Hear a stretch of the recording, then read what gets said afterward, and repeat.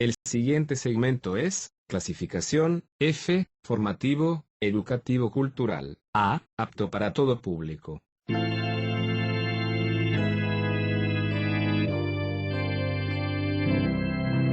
Bienvenido a Hora de Estudio Bíblico, con nuestro maestro el Dr. Lehman Strauss. Este estudio es el resultado del tiempo personal con el Señor, el ministerio pastoral y la experiencia en conferencias bíblicas del Dr. Lehman Strauss. Él nos instruye y alienta con la enseñanza de la palabra de Dios. Ahora, el Dr. Strauss. Muchas gracias. Saludos amigos. Vamos a continuar nuestro estudio en las visiones del libro de Amós, en capítulo 7. En nuestro programa anterior hemos mirado a la primera visión en versículos 1 a 3. Esa fue la visión de la plaga de langostas. Vamos a considerar en esta ocasión la visión del fuego, en versículos 4 al 6. Pero primero vamos a orar. Amado Padre, queremos agradecerte por todos aquellos que han unido sus corazones a nosotros, sosteniendo este ministerio y haciéndolo posible. Te damos gracias por sus oraciones y por el amor de ellos. Encomendamos este tiempo de estudio bíblico en tus manos, esperando de tu parte la bendición que necesitamos, y te entregamos a ti la alabanza, la gloria y todo el honor. Oramos en el nombre de nuestro Señor Jesucristo. Amén. Por favor, abran sus Biblias en Amós capítulo 7 y vamos a considerar versículos 4 al 6. Jehová el Señor me mostró así, comienza diciendo. Marque la palabra, mostró. Aparece en el versículo 1, ¿lo recuerda? Lo termino de leer también aquí, en versículo 4. Y de nuevo en versículo 7 aparece, y otra vez en el versículo 1 del capítulo 8. Esa palabra mostrar es la que nos confirma el hecho de que lo que Amós recibió, lo vio en visiones de Dios. Vamos a leer Amós 7, desde versículo 4 al 6. Jehová el Señor me mostró así. He aquí Jehová el Señor llamaba para juzgar con fuego, y consumió un gran abismo, y consumió una parte de la tierra. Y dije, Señor Jehová, cesa ahora. ¿Quién levantará a Jacob, porque es pequeño? Se arrepintió Jehová de esto. No será tampoco, dijo Jehová el Señor. En esta segunda visión que Amós vio, se describe a Dios enviando otra visitación de juicio, pero esta vez viene por fuego. Jehová el Señor me mostró así. He aquí, Jehová el Señor llamaba para juzgar con fuego, y consumió un gran abismo, y consumió una parte de la tierra. La primera visión mostró a Dios llamando a animalitos insignificantes para juzgar el pecado. Las langostas, ¿lo recuerda? Aquí una gran fuerza natural por él creada responde a su llamado. Jehová el Señor llamaba para juzgar con fuego. De modo que Amós ve la tierra quemarse y los arroyos y los ríos secarse. Nunca el profeta de Dios había testificado una sequía tan severa. Y esto mueve al profeta a orar otra vez por su pueblo, a tener compasión. Déjeme decirle en este punto que no es raro que Dios juzgue por fuego. En el capítulo 17 del Evangelio de Lucas, nuestro Señor hizo una tremenda profecía comenzando con versículo 26. Él dijo, como fue en los días de Noé, así también serán los días del Hijo del Hombre. Comían, bebían, se casaban, se daban en casamiento, hasta el día en que entró Noé en el arca, y vino el diluvio y los destruyó a todos. Asimismo, como sucedió en los días de Lot, comían, bebían, compraban, vendían, plantaban, edificaban, mas el día en que Lot salió de Sodoma, llovió del cielo fuego y azufre y los destruyó a todos. Así será el día en que el Hijo del Hombre se manifieste. Ahora, observe, en esta declaración del Señor Jesucristo podemos encontrar tanto historia como profecía. Primero usted notará yendo atrás en la historia, que Jesucristo testificó de la veracidad de los registros del Génesis, que Sodoma y Gomorra fueron destruidas por fuego. Él dijo: mas el día en que Lot salió de Sodoma, llovió del cielo fuego y azufre y los destruyó a todos. Eso es historia. La parte profética está en versículo 30. Así será el día en que el Hijo del Hombre se manifieste. Pero ¿sabe? El apóstol Pedro también hace su aporte en una profecía de su segunda epístola, en capítulo 3, cuando en versículo 7 dice de esta forma: pero los cielos y la tierra que existen ahora están reservados por la misma palabra, guardados para el fuego en el día del juicio y de la perdición de los hombres impíos. Lo que Pedro está diciendo aquí, repito, en segunda de Pedro, capítulo 3 y versículo 7, es que vendrá el día cuando Dios juzgará al mundo por fuego. Dice que los cielos y la tierra que existen ahora están guardados para el fuego en el día del juicio y de la perdición de los hombres impíos. Podríamos aquí puntualizar algunas verdades científicas. Por ejemplo, sabemos que en las profundidades de la Tierra hay fuego líquido, así podríamos llamarle. Cada erupción volcánica es un testimonio de la existencia de ese fuego líquido. También sabemos que el Sol despide fuego, fuego en su más grande calor y su más grande intensidad. Y si nuestro pequeño planeta, en órbita alrededor del Sol y rotando sobre su propio eje, saliese suavemente de su órbita y se acercara al Sol, nos calcinaríamos con el calor del Sol. Así que es fácil razonar y mostrar que no solo es probable, sino también posible un juicio por fuego para nuestro planeta. Ahora, el Señor Jesús dijo que un juicio por fuego sucedió históricamente, y eso quedó registrado en el libro de Génesis, capítulo 19, donde Moisés, escribiendo por inspiración divina en capítulo 19 y versículos 23 y 24, dijo así: el sol salía sobre la tierra cuando Lot llegó a Zoar. Entonces Jehová hizo llover sobre Sodoma y sobre Gomorra azufre y fuego de parte de Jehová desde los cielos. Comenzando el versículo 24 dice entonces. Esa palabra es una que indica el momento, el tiempo cuando el Señor hizo llover sobre Sodoma y sobre Gomorra azufre y fuego de parte de Jehová desde los cielos. Si volvemos a leer el versículo 23, observamos: el sol salía sobre la tierra. En otras palabras, es probable que Dios haya lanzado sobre la tierra lenguas de fuego y azufre provenientes de ese sol naciente. Es probable. Lo hizo sobre Sodoma y Gomorra y las destruyó por fuego. Pero de algo podemos estar absolutamente seguros, queridos oyentes: el fuego y el azufre provinieron desde los cielos. Pues así lo afirman las últimas palabras del versículo 24. Leemos: de parte de Jehová desde los cielos. Ahora, la Biblia nos dice en la epístola a los Hebreos que nuestro Dios es fuego consumidor, y a través de las Escrituras usted puede ver los movimientos de Dios en fuego. Por ejemplo, Moisés en la zarza escuchó la voz de Dios desde el fuego. Los hijos de Israel, mientras viajaban por el desierto, tuvieron una columna de fuego por las noches para guiarles. Los 3 jóvenes hebreos, Sadrac, Mesac y Abed-nego, fueron arrojados al horno de fuego, como está registrado en el libro de Daniel. Entonces, cuando el rey miró dentro del horno, él vio a 4 personas y dijo que el 4.º varón era como hijo de los dioses. Por supuesto que estuvo allí la presencia del Señor Dios en el fuego. Así que sobre Sodoma y Gomorra el fuego cayó como el juicio de Dios. Con los hijos de Israel el fuego marcó la senda de Dios en el desierto. Con los 3 varones hebreos estuvo la presencia de Dios en el horno de fuego. Nuestro Dios es fuego consumidor. Los fuegos están bajo el control de Dios. Él envía una erupción volcánica en cualquier momento o puede hacer caer fuego sobre la tierra y calcinarla y secarla donde y cuando le plazca.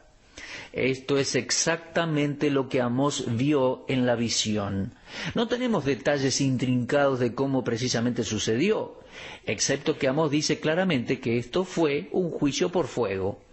Él dice en capítulo 7 y versículo 6, Jehová el Señor me mostró así. He aquí, Jehová el Señor llamaba para juzgar con fuego, y consumió un gran abismo, y consumió una parte de la tierra.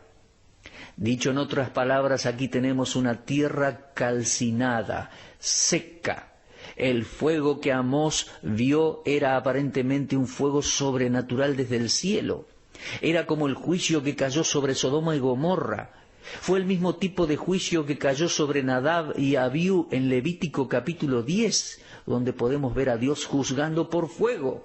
Y las Escrituras deben ser tomadas literalmente, mi amigo, El fuego que cayó desde el cielo sobre Sodoma y Gomorra y sobre estos dos hombres no fue una erupción volcánica. Claramente leemos que provino del cielo, y nuestro Señor predijo una serie de juicios similares cuando Él regrese a la tierra.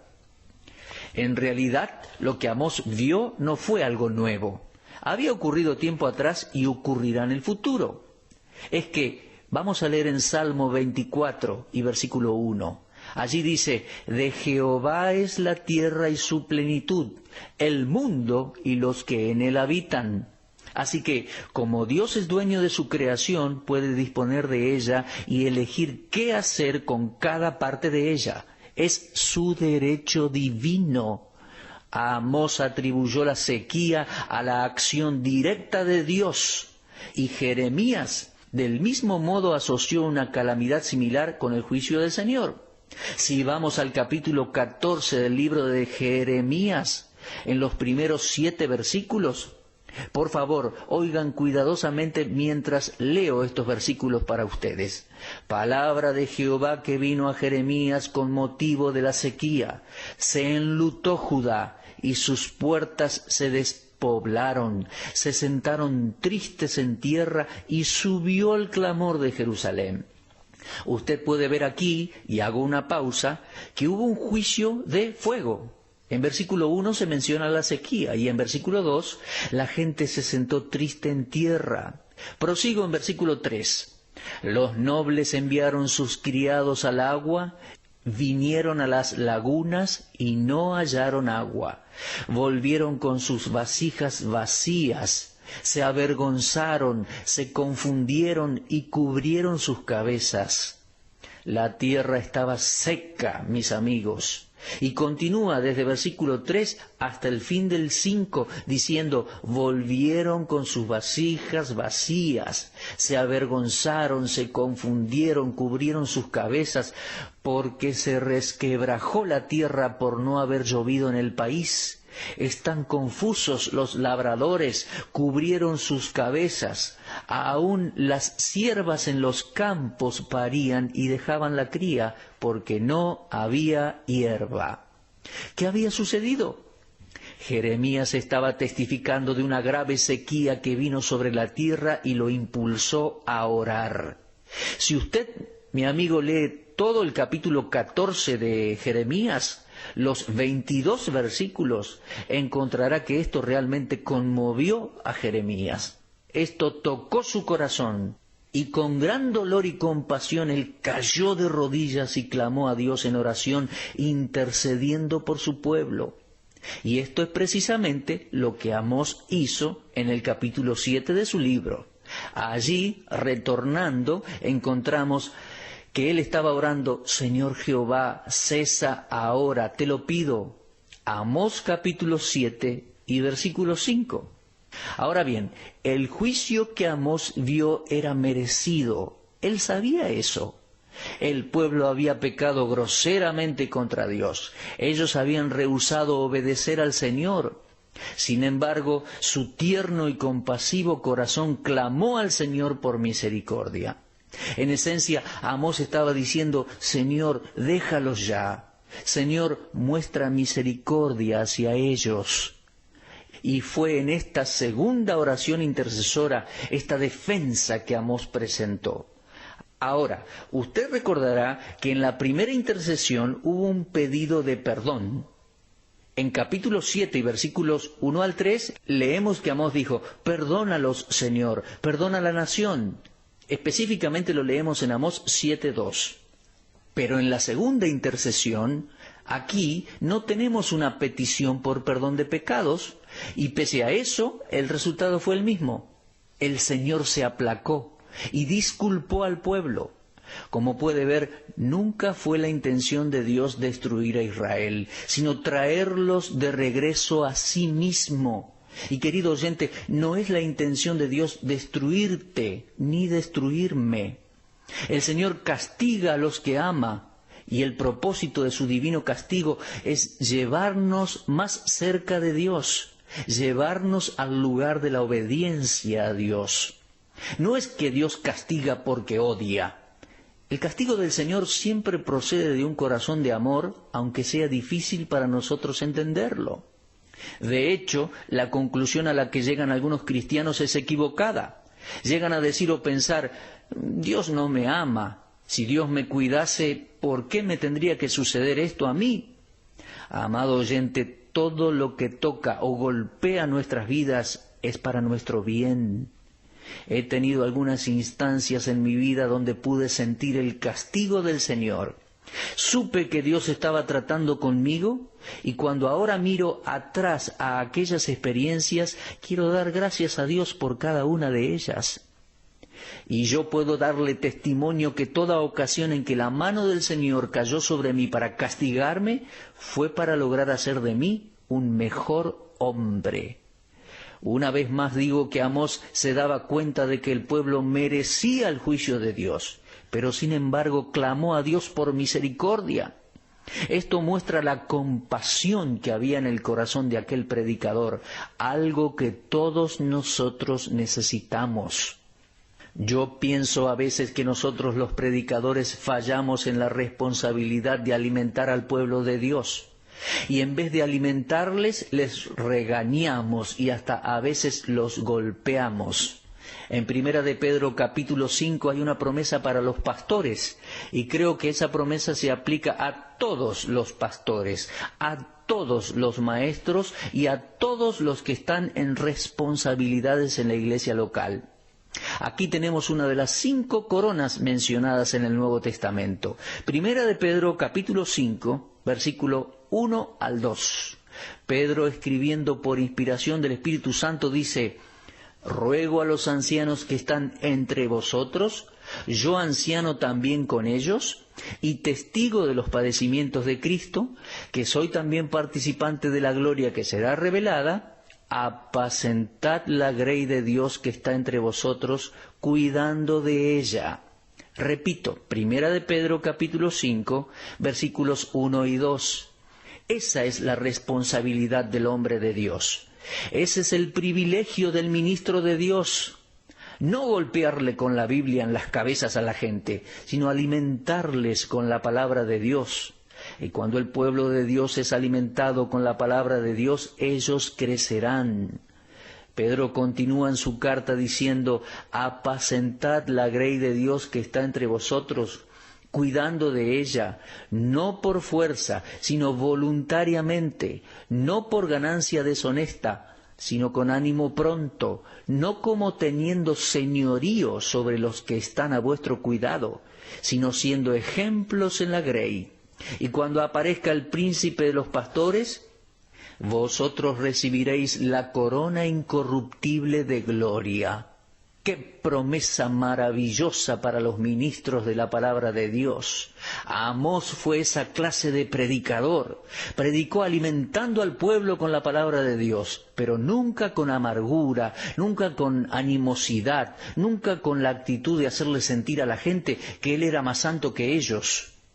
Predicó sabiendo que merecían el juicio, pero siempre recordando que ellos necesitaban del amor y de la compasión del predicador.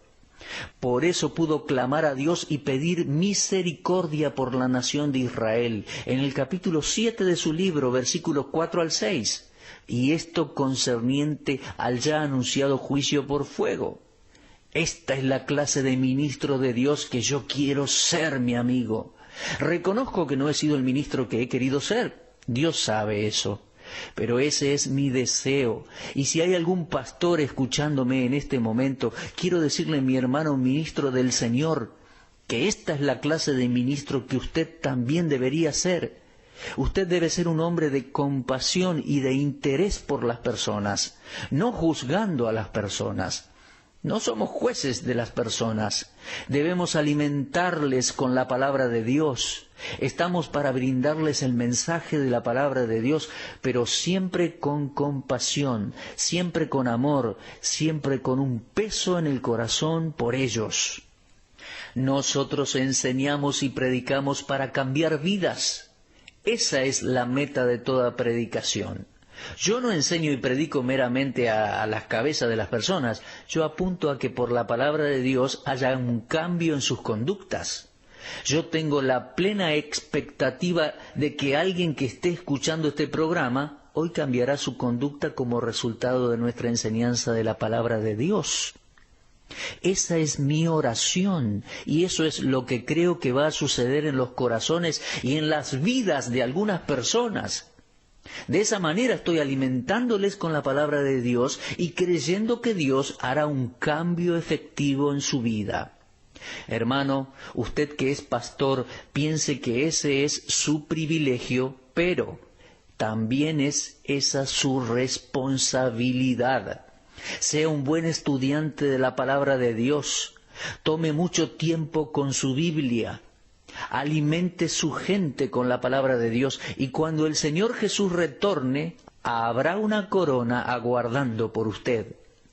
Pienso en este momento que Amós tendrá la que le corresponda. Él creyó en capítulo 7 de su libro que ese era su llamado. Él predicó y lo hizo fielmente. Él predicó con todas sus fuerzas y con todo el poder. Él no se guardó nada. Predicó duro contra el pecado, pero lo hizo con amor en su corazón. Y entonces cuando él predicó, clamó al Señor y oró por cada persona a quien él le había predicado, a todo aquel que le comunicó esta visión.